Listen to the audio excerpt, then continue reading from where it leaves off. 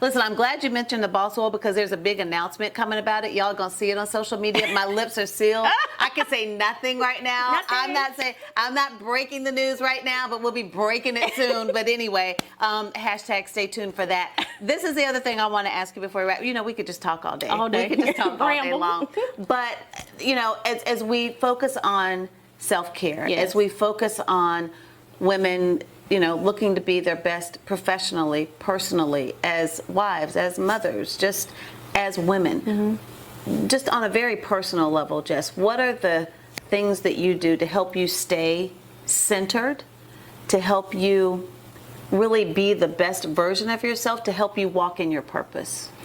It's a lot of things that I've done, but right now the things that I'm focusing on and being intentional about, going through the pandemic and quarantine, it ignited, and honestly, I've never dealt with anxiety, but it ignited a lot of anxiety with me, but not knowing what was to come, when we would reopen, how would the business sustain, and so I've had to enact some personal things for me to keep me grounded and sane, and remembering that a lot of this that we're going through is not even our fight. You know, I'm a woman of faith, so I believe that God orders all my steps.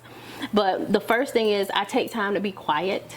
You know, in the morning, I don't just wake up and reach my phone to look at social media or messages or whatever. I take a moment and just be quiet, have a moment of quiet and pray, meditate, whatever. And I encourage those out there that pray and meditate or just be quiet. When you first wake up, that moment sets the tone for the rest of the day. You just don't want to jump out the bed and just start running. Another thing I've committed to me is every Saturday, 2 o'clock, I get a 2-hour massage. Do you really? 2 hours set aside just for me. That's great. Yes. That is great. It's again, it's another forcing me to be still and be quiet.